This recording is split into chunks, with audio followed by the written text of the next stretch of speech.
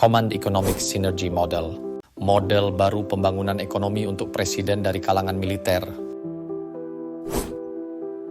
Assalamualaikum warahmatullahi wabarakatuh. Pernahkah Anda bertanya-tanya, apa yang akan terjadi bila seorang presiden berlatar belakang militer memimpin strategi pembangunan ekonomi bangsa? Apakah pendekatan militer bisa menjadi solusi bagi kompleksitas ekonomi di era global saat ini?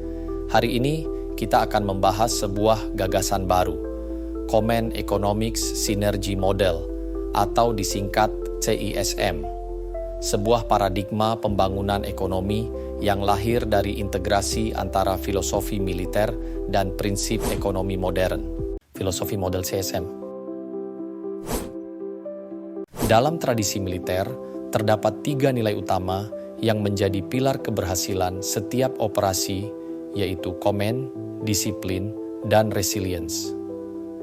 Command adalah kejelasan arah dan rantai komando yang tegas, memastikan seluruh pasukan bergerak dengan visi yang sama.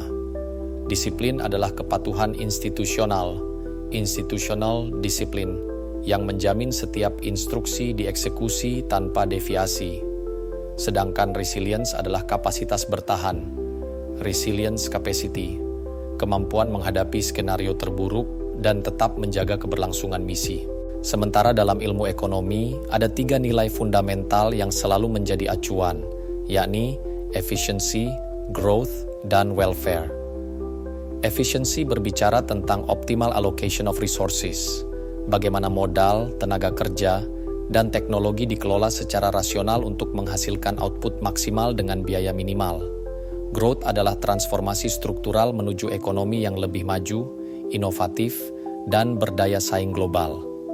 Sedangkan welfare menekankan dimensi welfare state, yaitu bahwa tujuan akhir pembangunan bukan hanya pertumbuhan angka PDB, melainkan peningkatan kualitas hidup dan keadilan sosial bagi seluruh warga.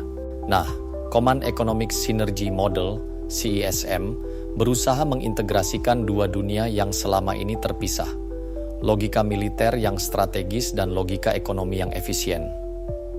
Command memberi arah yang tegas dalam perencanaan pembangunan, disiplin menjamin eksekusi kebijakan konsisten tanpa implementation gap, dan resilience membangun ketahanan nasional dalam pangan, energi, maupun rantai pasok global. Pada saat yang sama, efisiensi memastikan alokasi sumber daya tetap optimal, growth mendorong transformasi ekonomi yang berkesinambungan, dan welfare menjaga agar pembangunan berpihak pada rakyat serta memperkuat sovereign economy, ekonomi yang mandiri dan berdaulat. Dengan demikian, filosofi CISM bukan sekadar penggabungan 2 disiplin, melainkan sebuah sinergi paradigm yang menjawab dilema klasik antara negara dan pasar.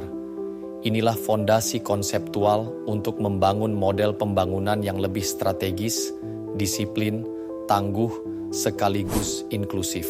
Prinsip inti model CISM. Lalu bagaimana sebenarnya CISM bekerja dalam praktik?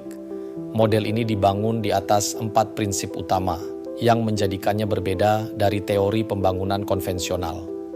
Pertama, command-driven planning. Dalam tradisi militer, setiap operasi selalu dimulai dengan grand strategy, sebuah rencana induk yang memuat visi jangka panjang, sasaran yang jelas, serta skenario planning untuk menghadapi berbagai kemungkinan. CISM mengadopsi logika ini ke dalam perencanaan pembangunan ekonomi.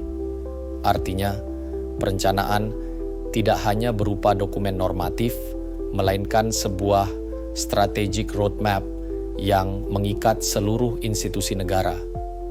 Dengan command-driven planning, arah pembangunan nasional tidak mudah berubah hanya karena pergantian siklus politik, melainkan konsisten, terukur, dan tahan terhadap disrupsi global. Kedua, discipline of execution. Salah satu kelemahan utama negara berkembang adalah implementation gap, perbedaan besar antara rencana ambisius dengan hasil di lapangan. CISM menekankan perlunya command and control system dalam implementasi kebijakan. Prinsip ini berarti setiap kementerian dan lembaga dituntut menjalankan tugas dengan disiplin waktu, target, dan indikator kinerja, Key Performance Indicators (KPI) yang jelas. Dengan monitoring berbasis data real-time, pemerintah dapat mengurangi pemborosan, meningkatkan akuntabilitas, dan memastikan kebijakan benar-benar berdampak pada masyarakat. Ketiga, Resilience-Oriented Growth. Pertumbuhan ekonomi dalam CESM bukan hanya mengejar high growth rate, tetapi juga resilience capacity. Pertumbuhan yang rapuh mudah runtuh ketika krisis global datang, entah itu pandemi, krisis energi, atau konflik geopolitik.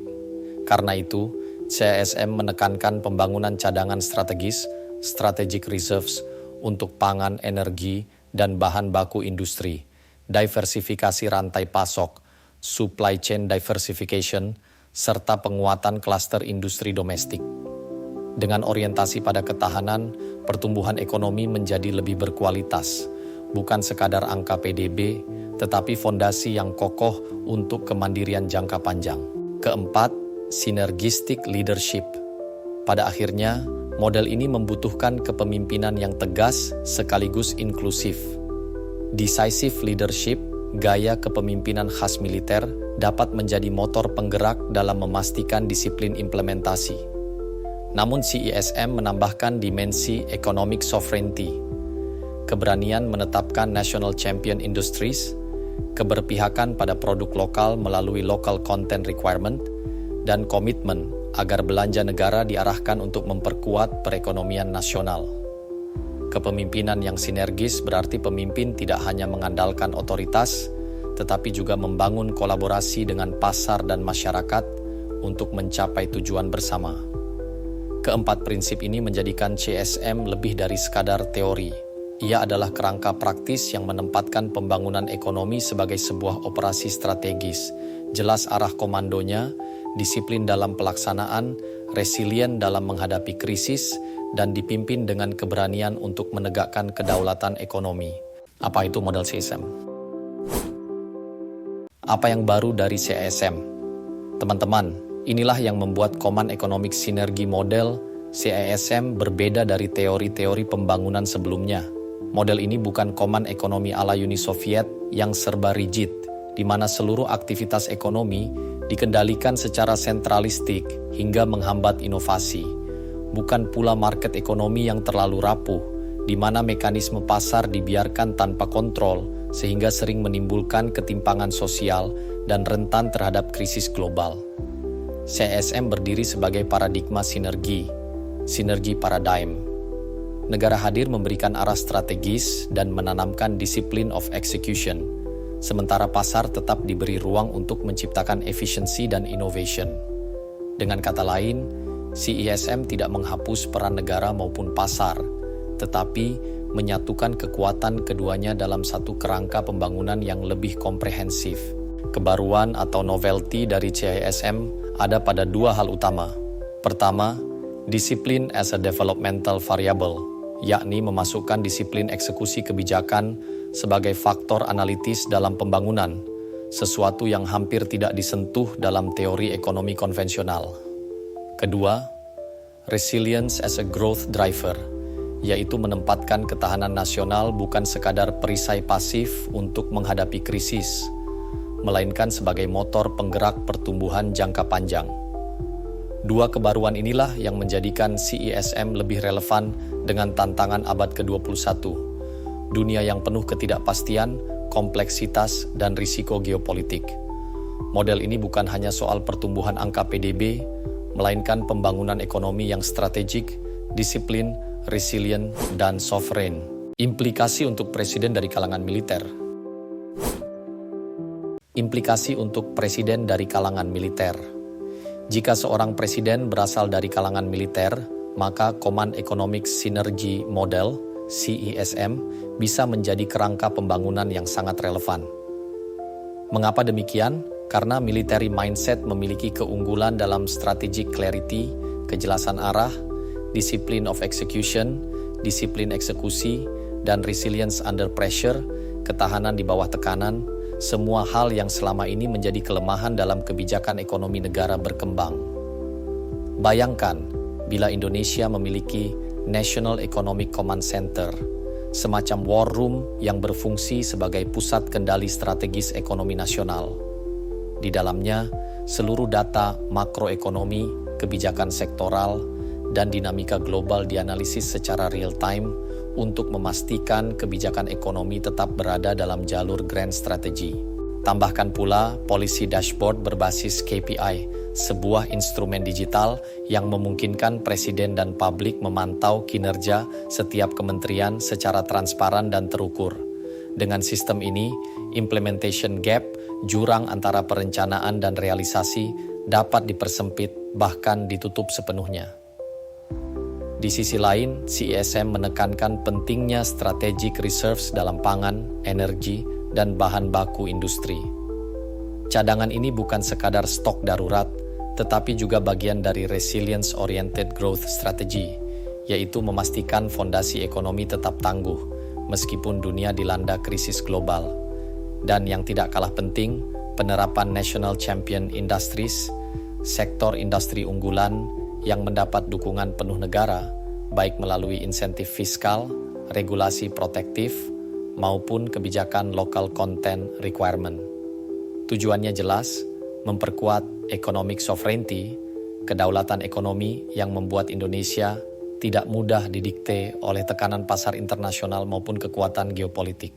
Jika keempat komponen ini dijalankan secara konsisten, bukankah pembangunan kita akan menjadi lebih strategik, disiplin, resilient, and sovereign? Dengan CISM, seorang presiden berlatar militer tidak sekadar memindahkan logika perang ke ranah ekonomi, melainkan mentransformasikan strategi militer menjadi fondasi pembangunan nasional yang kokoh. Penutup dan refleksi akhir. Jadi, teman-teman sekalian, Command Economics Synergy Model, CESM, bukan sekadar sebuah gagasan konseptual, melainkan tawaran new paradigm untuk masa depan pembangunan bangsa. Paradigma ini lahir dari keyakinan bahwa ekonomi tidak cukup hanya diatur oleh mekanisme pasar yang rapuh atau oleh perencanaan terpusat yang kaku. Kita membutuhkan sebuah sinergi model sinergi yang mampu menggabungkan kejelasan arah, strategic clarity, disiplin eksekusi, disiplin of execution, dan ketahanan jangka panjang, resilience capacity, dengan efisiensi, pertumbuhan, dan kesejahteraan. Ingat, CISM bukanlah upaya untuk militarize the economy, bukan menjadikan ekonomi tunduk pada logika perang. Sebaliknya, ini adalah transformasi, menyerap nilai-nilai strategis militer untuk memperkuat fondasi ekonomi bangsa. Dengan kerangka ini, pembangunan kita tidak lagi hanya mengejar pertumbuhan angka PDB, tetapi juga menegakkan economic sovereignty, kedaulatan ekonomi yang menjamin bangsa ini berdiri tegak di tengah badai globalisasi, krisis energi, atau guncangan geopolitik. Pertanyaannya sekarang, apakah kita akan terus terjebak dalam status quo, sekadar mengikuti arus ekonomi global yang tak menentu? Atau kita berani melangkah ke depan dengan model pembangunan yang lebih strategik, disiplin, resilient, and sovereign? Teman-teman, sejarah selalu mencatat bahwa bangsa yang besar bukanlah bangsa yang sekadar ikut arus, tetapi bangsa yang berani menciptakan arah baru.